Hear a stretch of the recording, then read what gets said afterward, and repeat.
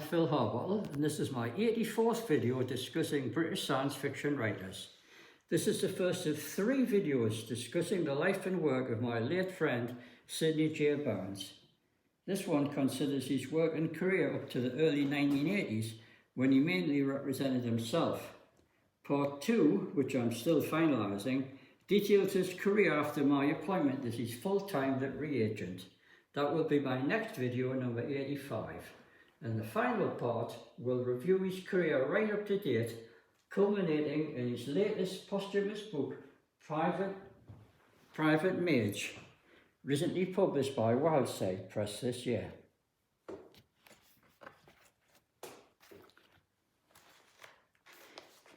Born on the 4th of November 1920, Sidney James Bounds was brought up in Brighton, Sussex. As a child, he devoured boys' story papers such as Union Jack, which chronicled the exploits of the famous detective Sexton Blake.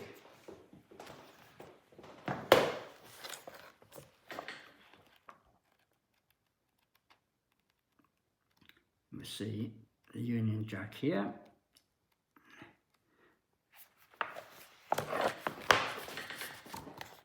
There, that's a paper Sid Bounds read in his boyhood.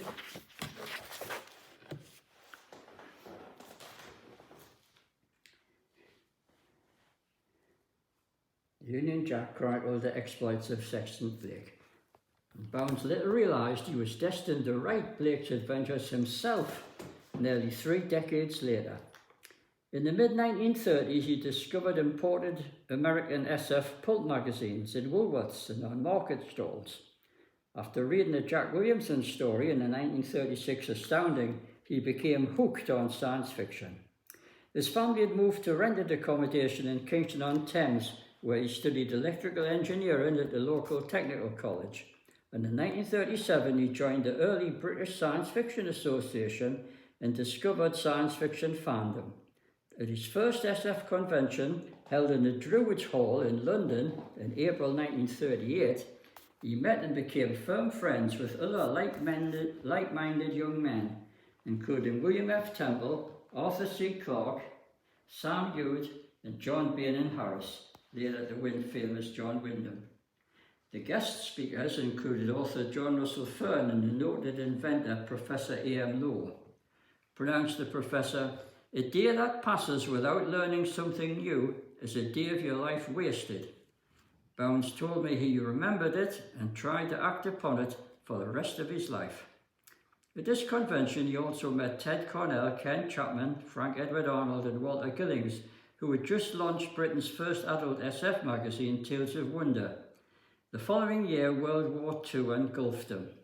All contact with most of my old friends in science fiction fandom was lost, he told me. The war disrupted everything for my generation. His rank in the RAF was corporal. As an electrician, he worked in different parts of the country at times, including the secret establishment at Bletchley Park, servicing a part of the famous Enigma machine called the bomb, dismantling, checking and cleaning the various electrical components before reassembling it again.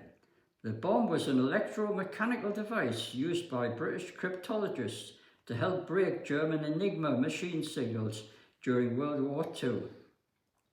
As a member of the RAF's ground unit, he soon discovered that several of his fellow officers were also SF fans, including John K. Aitken and John Newman. They ran their own fan group, the Cosmos Club, at Teddington in Middlesex, and produced a fanzine, Cosmic Cuts, circulating their own stories round-robin fashion. When Bounds found out that some of my brighter colleagues were actually beginning to sell their stories, I thought, if they can sell their stories, then I can sell mine. He sold his first story during the war, a 2,500-word short about a poltergeist, to Gerald G. Swan. It was never published, but that didn't matter. He'd been paid £2.10 on acceptance and had the incentive to continue writing. The supernatural tale Strange Portrait was Bounds' first published short story, appearing in Outlands magazine in 1946. You see that story here. Bounds' very first published story.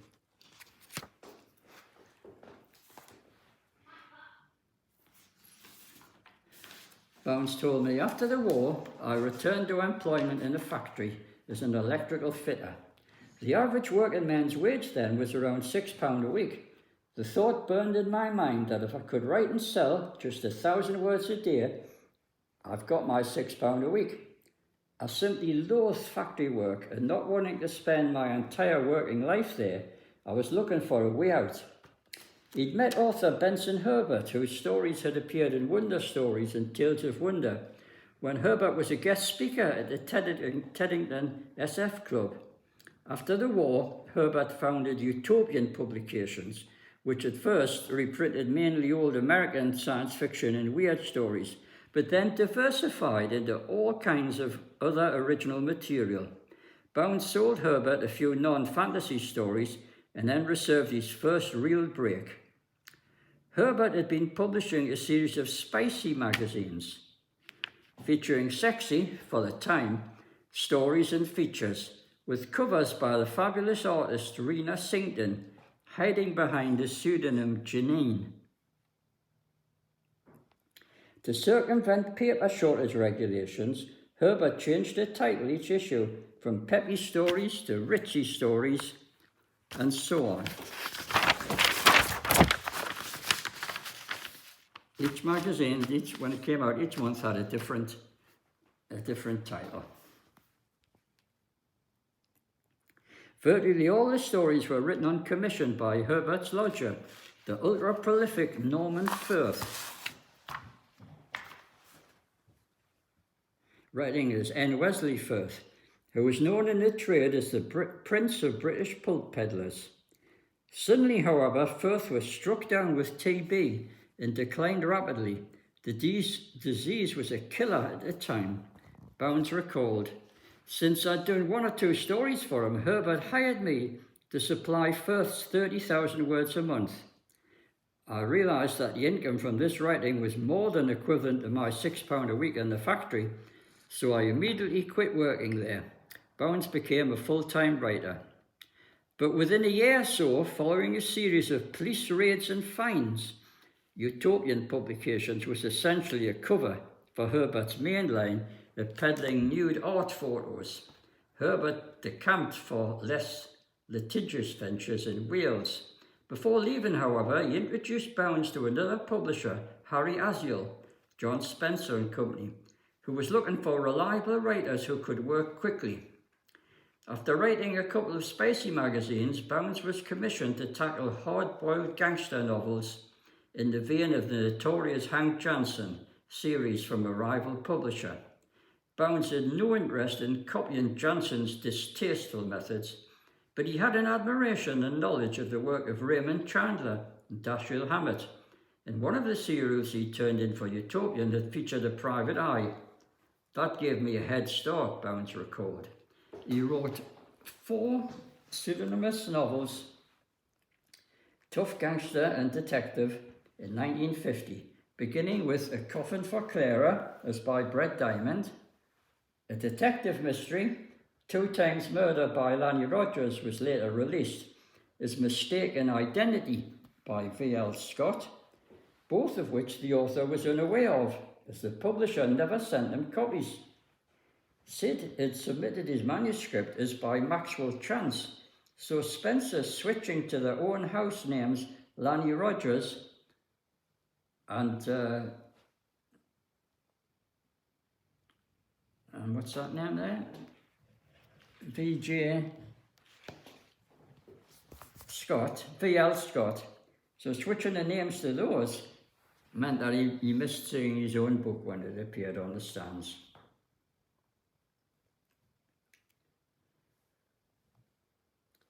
But he did spot the others on the newsstand and bought his own copies, which we see here. Identity Unknown is Rex Marlowe rather, and Terror Rides the West Wind by Rick Madison. Although written quickly, they all had a dynamic readability. As we'll see in a later video, Spencer would go on to reprint one book several times under changed titles, and as Bounds' agent, I would be able to resell all of those gangster books more than 50 years later, which attests to their quality. John Spencer also commissioned Bounds to rush out some short space opera stories for the new pocketbook magazines, Futuristic Science Stories, Tales of Tomorrow, Worlds of Fantasy. The rate offered was only 15 shillings a thousand words, and the stories had to be delivered in just a few days. I wrote the stories straight onto the typewriter, and they went out under pseudonyms with minimal revision, Bounds told me. These undistinguished stories would be the last SF hackwork Bounds did. Immediately afterwards, he was invited to write for the relaunched New Worlds, edited by John Cornell.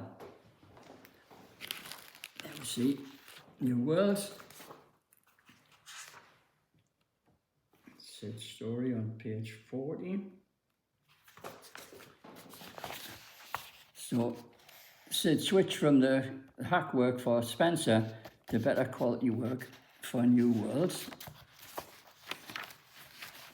And in addition to writing for New Worlds, he also wrote for the other leading better quality science fiction magazines that now emerged in the burgeoning market: Authentic, Science Fiction, and Nebula. Bounds quickly developed his own unique style, exemplifying his firm belief that good characterization in human problems, rather than gadgets and gizmos, made for better science fiction stories. But despite his quick success in these magazines, Bounds was destined not to become a prolific contributor. Bounds credited New Worlds editor John Cornell with launching him in a new direction. One of the first stories I sent to Ted Cornell was rejected as being too juvenile. I took him at his word and immediately sent it to a juvenile magazine in Ireland called Junior Digest. They wrote back saying they liked the story and the idea of doing science fiction, but that the story was too long at 3,000 words. Could I rewrite it to 1,000 words? I persuaded them to run it as a 6-part serial of 1,000 words an episode, and eventually sold them a whole series. And so I became a children's writer because of that one remark. He became a very successful children's writer and appeared in dozens of junior magazines, annuals and anthologies. In the early 50s, Bounds also became a prolific writer of Western paperbacks. Novels as Wes Saunders for Fiction House, and as James Marshall for Amalgamated Press Western Library, with covers by the great James McConnell. Then Bounds made a short foray into writing science fiction novels. I recently learned how this came about from Bounds' superfan Paul Murphy, who had met and talked with his idol. In 1953, Bounds had already published Dimension of Horror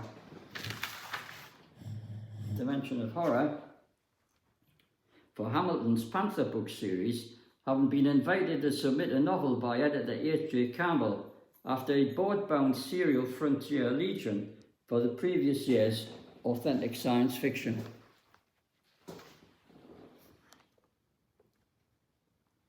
But with rates of only £40 a novel, Bounds had no plans to write more.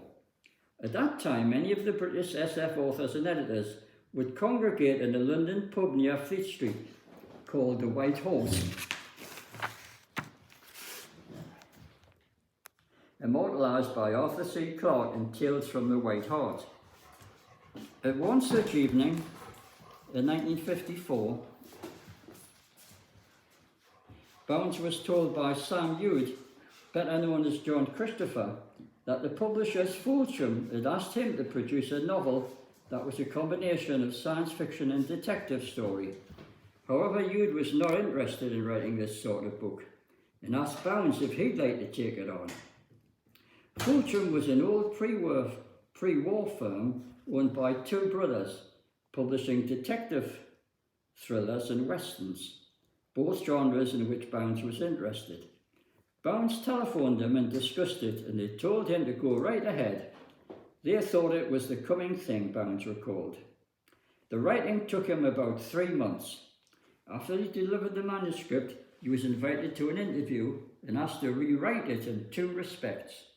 His politician character in the first draft of the book was felt to be too close to real-life prominent Labour MPs, and Fulsham feared possible libel proceedings.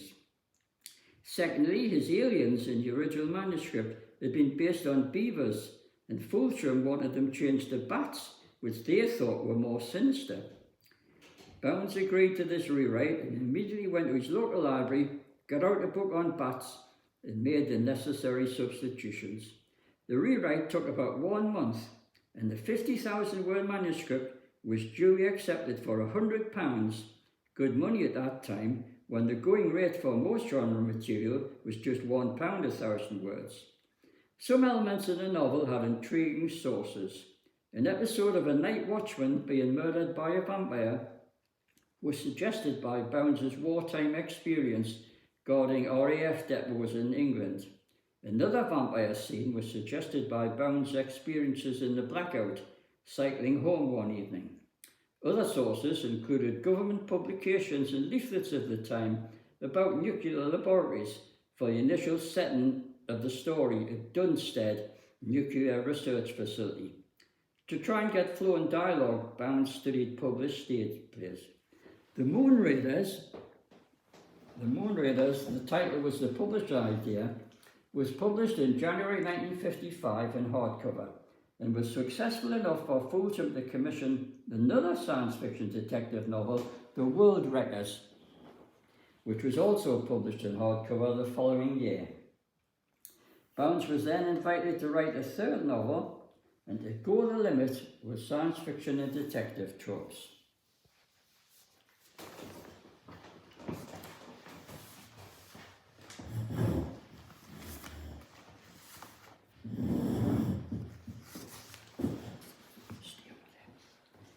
But when Bounds made his submission, an action-packed romp that duly pushed its myriad tropes to the limit, it was rejected. As I revealed in my earlier videos, by 1956 the science fiction bubble in British hardcover publishing was well and truly busted. Bounds' only market was the down-market paperback publisher Digit Books, who bought all rights, take it or leave it. Bounds took it, and then watched in dismay as the Digit edition, confusingly retitled by the publisher as The Robot Brains, went into several printings with new covers. See them there.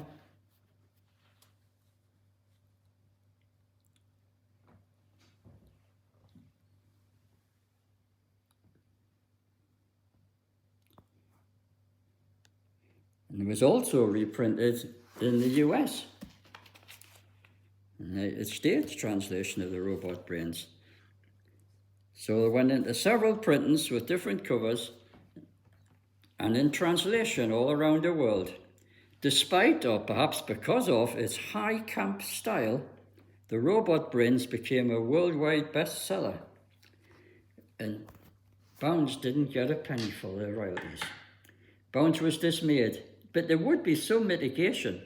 The success of The Robot Brains persuaded Digit to then reprint these 2 earlier Fulsham hardcovers, on which Bounds had a share of the royalties. And here we see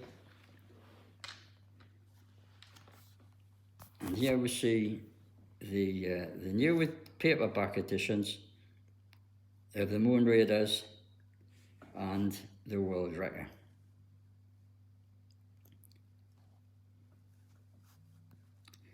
The covers by Robert Osborne and Sam Peffer. That's an unknown artist for that one, and the last reprint was with a Brian Lewis cover. Bounds continued to write scores of children's stories in comics and countless annuals. Many of these stories would appear in top markets, such as the famous boys' comic Eagle, keeping company with Arthur C. Clarke. He also featured in national newspaper boys and girls annuals published by the Daily Mirror and the Daily Sketch. Now here we see one of the most collectible children's annuals, Searchlight. And this has 3 stories by Bounds. That one was under a pseudonym. You can see the exciting science fiction story it was. And now we see the second story. That was a Western. And then the third story was again a science fiction story. Now this book is especially notable. Searchlight Annual is of great collector interest. Not only does it have 3 stories by Bounds, as we've seen, but 2 stories by a very young Michael Moorcock and others by Bill Temple, Ken Bulmer and John Burke. Very valuable today. This other boys' annual has no less than 5 stories by Bounds. Just have a quick look at them. It's by the same publisher as Searchlight.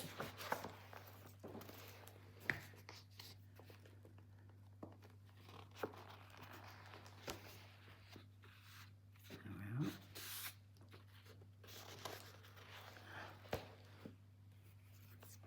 See the different types of stories Bounds was adept at writing. So another Western. And there's another story. There's lots of children's annuals, all with Bounds stories. Now, when a few years later, jumped ahead there. First of all, after he'd done these children's annual stories, he began writing stories for the weekly comic Tarzan Adventures, when it was edited by the T.H. Michael Moorcock.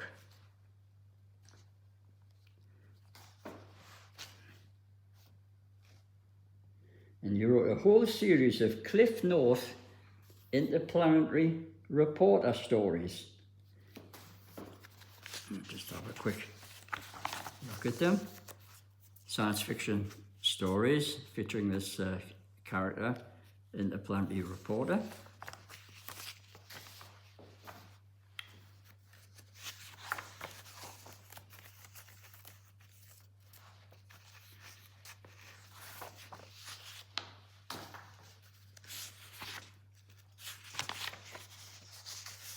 They were very popular in the magazine.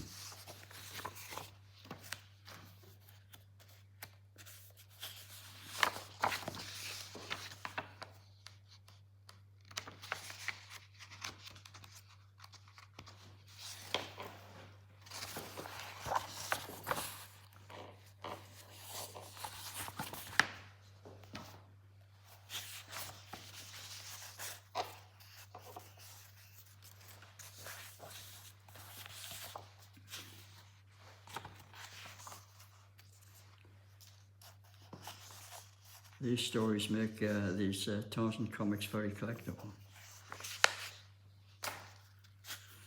And they would later feature stories, science fiction stories by Michael Moorcock himself, which are even more valuable. And here's the last Cliff North story.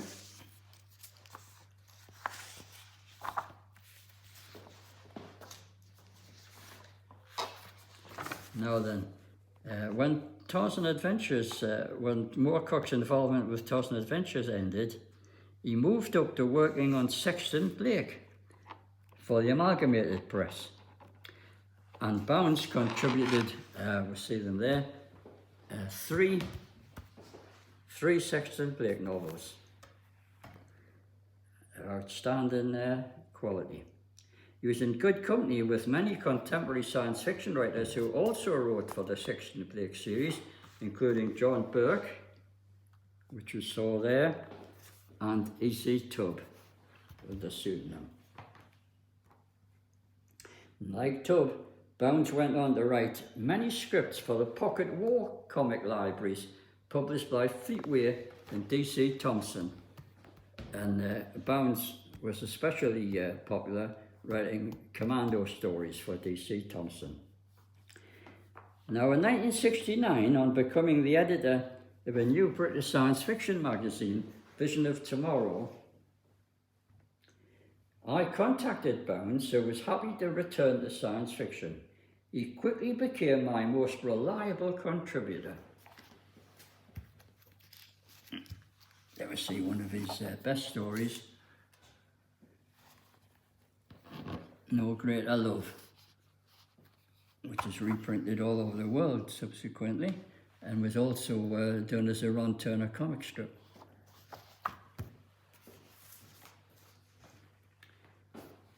And there's another Bounds contribution.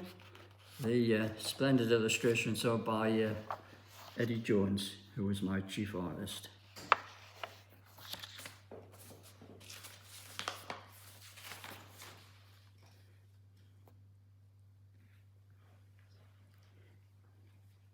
When circumstances dictated the closure of Vision of Tomorrow in 1970, I had several unpublished Bound stories in my inventory.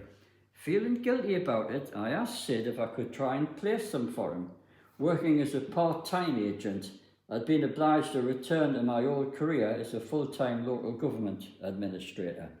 Sid, who had never used an agent, agreed, and our relationship slowly developed over the next few years. Sid continued to sell stories himself, but would occasionally send me manuscripts that had suffered a rejection. Then, in the late 1970s, there was a sudden renewed interest by Italian publishers in the old stories of adventure science fiction, probably generated by the success of the film Star Wars. Editors and publishers in Italy began a desperate search to trace the copyright owner of the well-remembered Vargo Statten novels, many of which had appeared in Italy during the late 1950s, and they were eventually successful in contacting myself.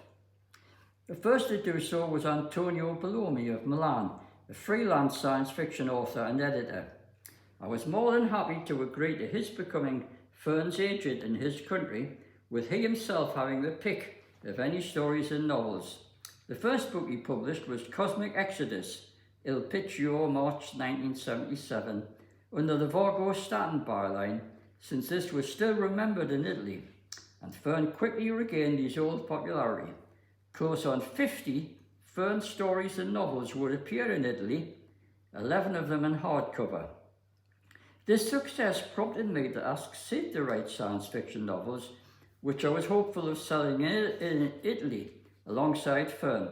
I'd also hoped to sell them to Donald Walheim at Ace Books in New York, whom I had met and corresponded with. So Sid wrote 2 novels for me, The Predators and Star Trail. In those days, there was no email or digitizing, so I had to submit the manuscript physically, by post, a slow and expensive process. Alas, they were rejected by Walheim. But Sid had enjoyed writing them, and since he wrote to please himself, he turned out 2 more new science fiction novels, Web of Chaos and The Windhaven Encounter.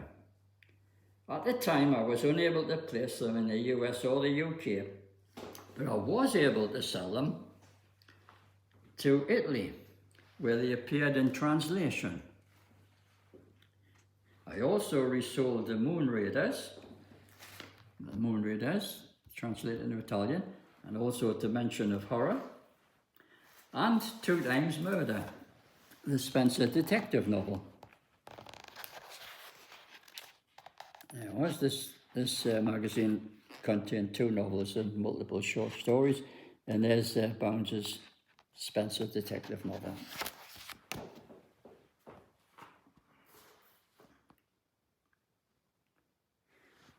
And also sold some of Sid's short stories to Italy, where my agency became well established. Whilst continuing his juvenile work, Bounds resumed writing for the adult market, publishing lots of dark fantasy and science fiction stories in such UK magazines as the London Mystery Magazine, Science Fiction Monthly, in the original anthology series New Writings in Science Fiction. Supernatural magazine appearances included fantasy tales and other small press magazines, but most of his best supernatural tales appeared in the long-running series of ghost and horror paperback anthologies published by Fontana. We see them here on the top row.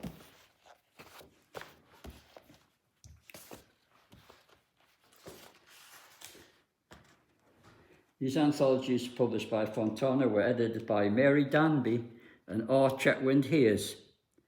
Bounds also appeared regularly in Danby's juvenile supernatural collections, Farm Order paperbacks. You see one of them there.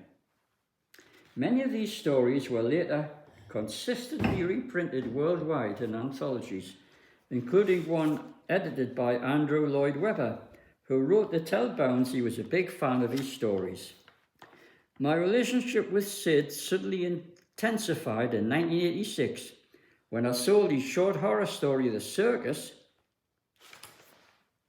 in that magazine, in that anthology. So I sold The Circus for £1,000 to American television, Quinn Martin Productions, where it was adapted for Tales from the Dark Side by George Romero.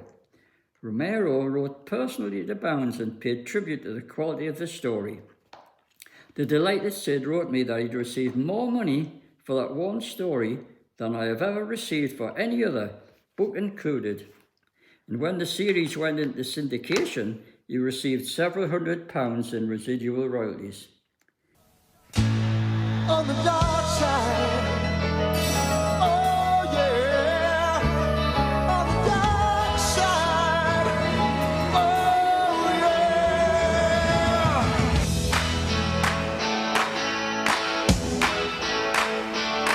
Tales from the Dark Side. Scary fun for your home VCR. Dark side's calling out, nothing is real. But it was not until the following decade, after I'd gained a PC and email, that I was able to do much better by Sid and my other clients in the UK and America. I'll be detailing this in my next video.